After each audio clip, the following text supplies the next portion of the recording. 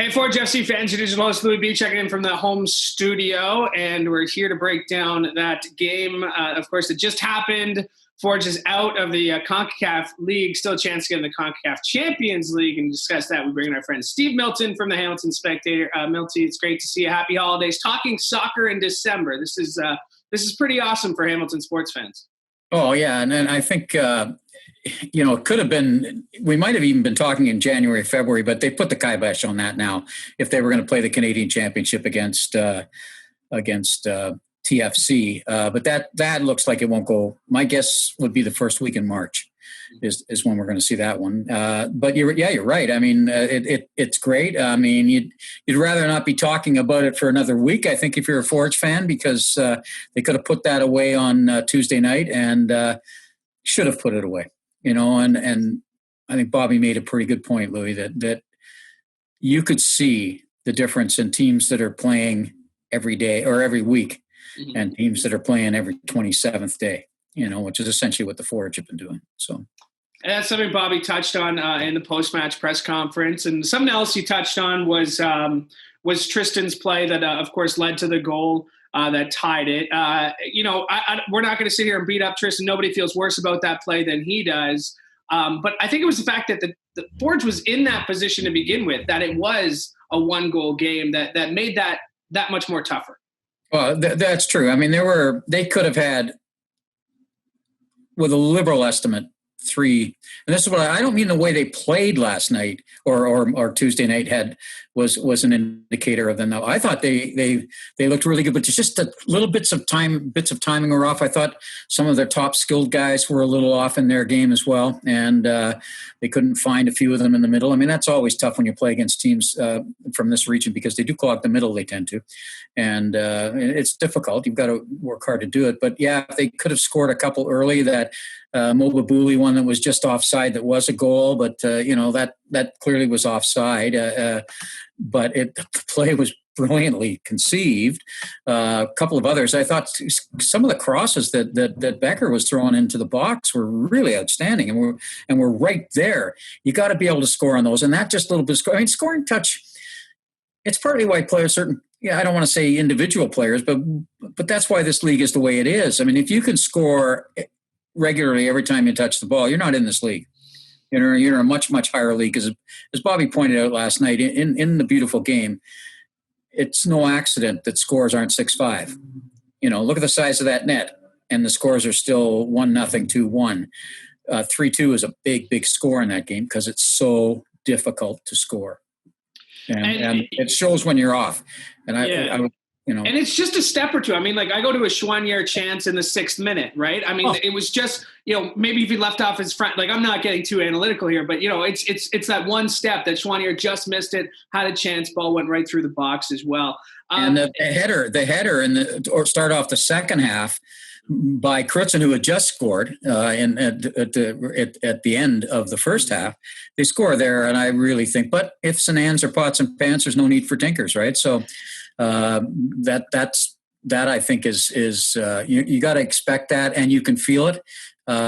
You could feel it, say, against Nashville and TFC. You could feel it. You might, because Nashville was missing so many chances. This was last week. That time they eventually did wear TFC down. I thought that was going to happen. I thought Forge was going to wear them down enough because it was a relentless attack for the most part.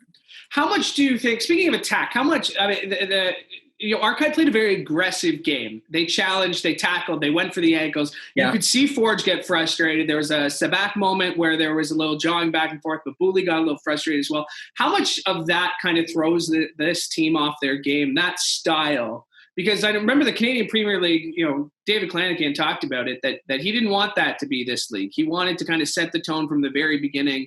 We don't go for the ankles. We don't play dirty. Forge FC wasn't used to playing that style.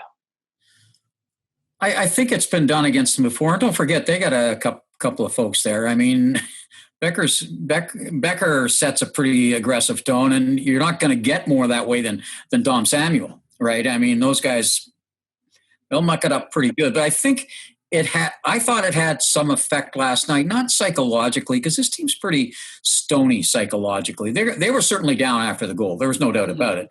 and a combination with Arca being up, and I think we got to give Arca a lot of credit for hanging in there, because really they believed in this, and despite the evidence to the contrary, they were getting balls off the posts, and they were getting just near misses, all of those kinds of things. The opening one by Chouanier in the 5th minute or something like that, where he was a foot short, and just all of those things.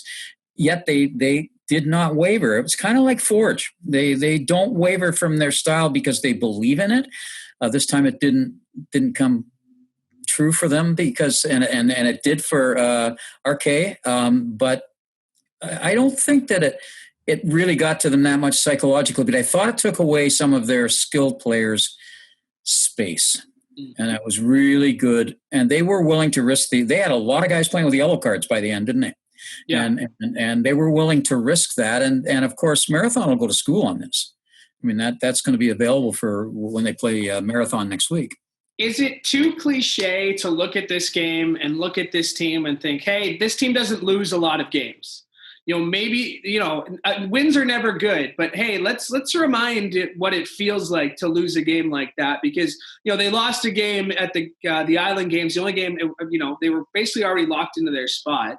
So here's a team that doesn't experience losing a lot. It's only experienced it once in the last year plus. Yep. Is this a gut check time for this team? How they respond to it?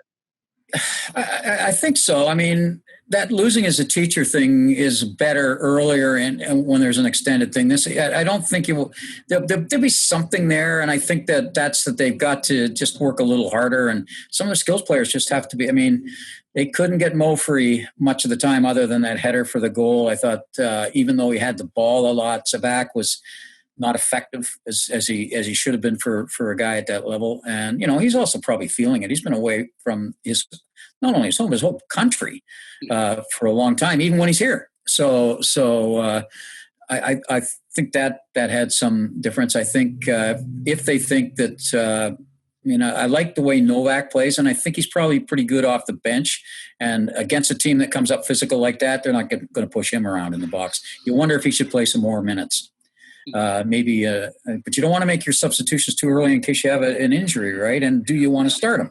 So that's the thing that Bobby always runs into. But they definitely need a little bit more from the skilled players off that kind of check, because they're going to see it again.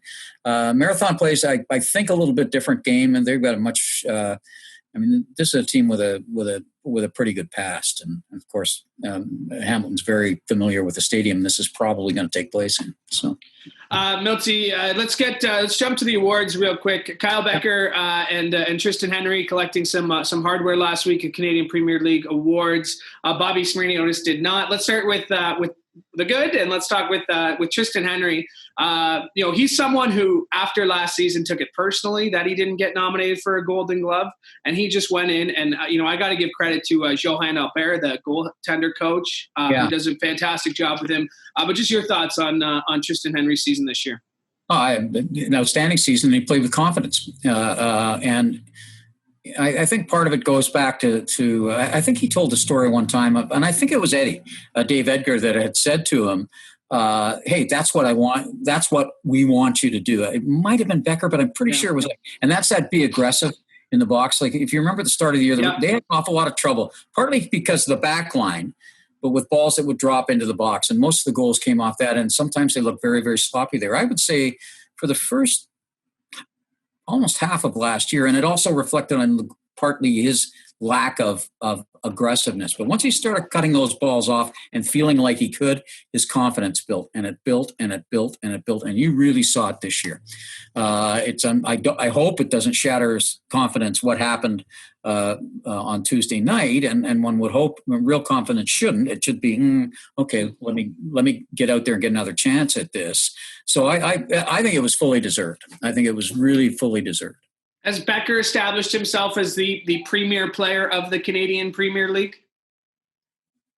I think he's the rock of the league. He's the rock in the face of this league in one way. Remembering that they're also trying to promote younger players, so there's some younger players around that are pretty good. But yes, he's the guy. I mean, he's the key player in this league. I mean, you can win. I mean, he's a 100-meter player. He goes basically line to line. He's a 50-meter player. He goes left to right. He doesn't take any crap.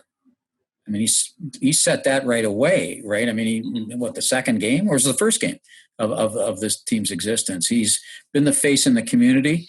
He's likely going to be here for a long, long time. He, like Edgar, has basically signed on for the international coaching program. So I expect that now. I don't know if it's going to be in coaching or if it's going to be in management, because he could do management too. Mm-hmm. He's got a real presence, business-wise, community-wise, those kinds of things. So he's the kind of guy that they're looking for to develop, because they're developing soccer business as well, Louis, not just players, right? So that's if he is the core of the franchise and the player, I think that's part of it. Is that he's going to be one of the first guys that comes through this league and plays in it and dominates it as a player, and then eventually dominates it at some level off the pitch. Speaking of dominating off the pitch, Bobby Smirniotis didn't win the Coach of the Year award. He's won 2 Canadian Premier League titles, and I'm sure he's not losing any sleep about it, but he is a competitive guy. Bobby is someone, I think, who looks at players that he has developed, and kind of that's how he sees his success. And this team is an example of that. You look at all the players who play on the Canadian men's national team that went through Sigma and have gone through Forge now. Like that, I think that's how Bobby looks at his career, not the individual trophies that he wins or doesn't win. Yeah, I think that's fair. People will be asking about Bobby. I mean, I don't think. I mean, he won't be up for the TFC job. They can't go that way. They can't go Greg Vanny way this time.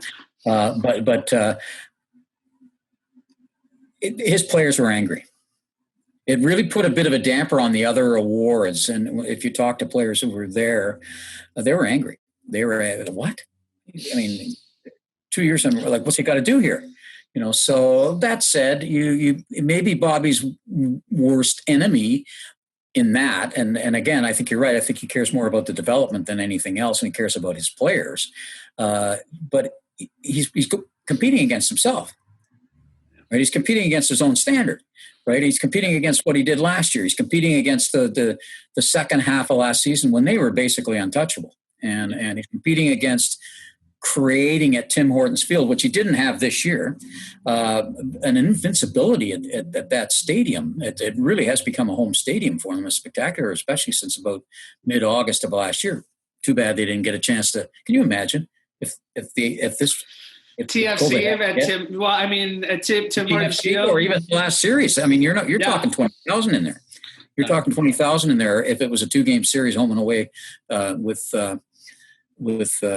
RK and especially with a massive there's a pretty good Haitian community through Southern Ontario. Even Montreal would probably come down to have seen it. This would have been too bad, but that's not the worst thing that's happened in the pandemic for sure.